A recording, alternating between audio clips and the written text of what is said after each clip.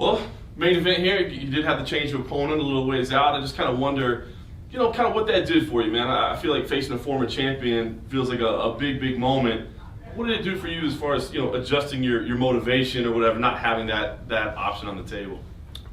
For me, nothing really changes. It's still a fight. He's a great fighter, John McKee. He's coming in there. At the end of the day, I always got something to lose, and that's that O in the record. So every fight I take is the same, and I just train to my best and put faith in my teammates that they prepare me right for these fights and go in there and do what I do best, and just put on a show. He does have a ton of experience. I mean, is he still the toughest test you've ever faced? Because a lot of people that's what they thought it was with Curran. I think that's what they wanted more than anything. I mean, do you feel like this still qualifies? Is this your toughest fight? Definitely. He's been in there with Pat Curran. He's been in there with all the champs. So he hasn't been finished by any of them. It was the same with Justin Lawrence. He hadn't been finished by any of them. But for that fight with Justin, I went out there and did what I had to do. So this fight, I'm looking forward to just going out there and doing the same thing. Like you said, he's a vet, so I don't plan on looking for the finish, but at the same time, I'm always looking for that finish. But I'm not going to be pushing for it, because that's how you get caught slipping, and I'm not trying to get caught slipping, so I'm going to do what I do best, and that's game. Do you still feel there's a need to prove yourself? I mean, you said you got that undefeated record, man, it looks nice. But I wonder, I feel like people are still wondering, okay, hold on, is he for real? It's almost that MVP build, you know what I mean? Where it's like, hey, when does he fight the real guys? I mean, do you still feel like there's a need to prove yourself to people? No, there's no need to prove anything to anyone. Why? My record's 11-0, and I've never pulled out of a fight from Emmanuel Sanchez, Henry Corrales, Pat Curran. It doesn't matter. I signed that contract. I'm showing up to fight whether my hand's broke or whether I'm not 100%. And that's the fighter in me, That's the fight in me. So for me, it doesn't change, I really give less what people say. I'm going to do what I have to do. Do you ever wonder, like, maybe why you don't get as much attention as maybe some? I mean, look at your teammate, right, Aaron Pico. I mean, this guy's like the super, prospect. Do you ever feel like, man, why am I not getting that much attention? For me, I don't really care, man. I started from the bottom, and I'm going to just keep climbing. His shine brings my shine as well. As long as he continues to do well, he came to us after his first loss. And look at him. He's knocking people out and finishing now. So clearly we're doing something right at Body Shop, My dad's career was underestimated. He was 8 years undefeated. Now my career is underestimated. But the difference is I'm undefeated. And no one can take any of that from me at the end of the day. So I really don't care what people think.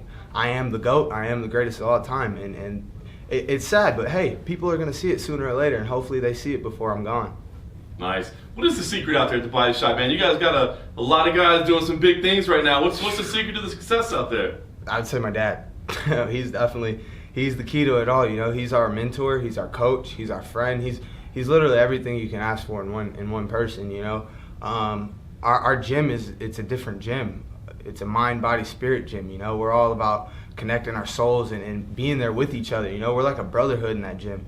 It's more of a spiritual gym than just, hey, go train and beat each other up. It's practice. You guys are practicing, so you shouldn't be in there trying to bang out with each other because it's practice. Key word, practice. You're not going anything over 50%, and that's what I love about our guys. I don't even train with a mouthpiece. Sparring day, I don't train with a mouthpiece. Why? We're not going that hard. We want to get dead tired and then you work, because that's where you pick up habits. So picking up good habits is when you're dead tired, and no one's going to pick up a good habit going 100 miles an hour. It's true. Break down what you see in McKee. I mean, is there anything he does special that you haven't seen so far, or any like one trait or position that he exceeds at that you're like, man, I got to be careful about this? He's a grinder and he's got a good uppercut, so I don't plan on leaning at all. I'm stand straight up, straight forward. Keep him at my bay, Stay long like I always do. I got a 75-inch reach. No one's gonna get close to me. No one. And my kicking range is even further. Their kicking range is my punching range. So that's just the key to me, You got to come to me, and hopefully you bring the fight because you're going to eat something on the way in the whole time. Is this still a potential breakout opportunity for you? I mean, this is still a big fight, and I feel like it's a big time for the organization too, with switching over to the zone and the tournaments and everything they got going. I mean, do you feel like this is a moment where you can break out and say, listen, world, like, I'm for real? I mean, I honestly feel I don't have much left to say. I've been saying what I've had to say since my second fight. That for me, I just feel like a tape recorder, I keep saying the same thing, calling out the same people, saying the same thing. So it's like, what more left is there for me to say? I'm going to just continue to show with my actions, and that's what it's all about. Very nice. All right, when you see this one play out in your head, man, how do you think this one goes down? I'm trying to finish it, man. Eight of 11 finishes. I'm trying to make it 9 of 12. I'm all about those stats, you know, stats and records. So I'm gonna keep adding to them and keep collecting them.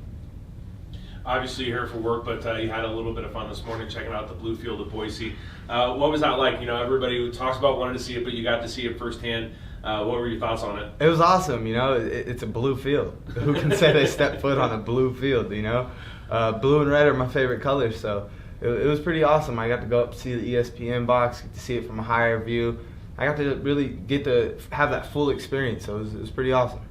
Impressions on the city so far? Obviously the arena and the setup's got to be pretty nice for you. You never really have to leave the building, but thoughts on Boise and the arena and the building so far? It's a nice city, man. I like the mountains. I like the rivers. I want to go kayaking. Like, it's an outdoor city, so like it's my kind of place. You know, I'm in LA, so for me, I'm always in and around a bunch of crazy crap, and it's like something I'm just really used to, you know.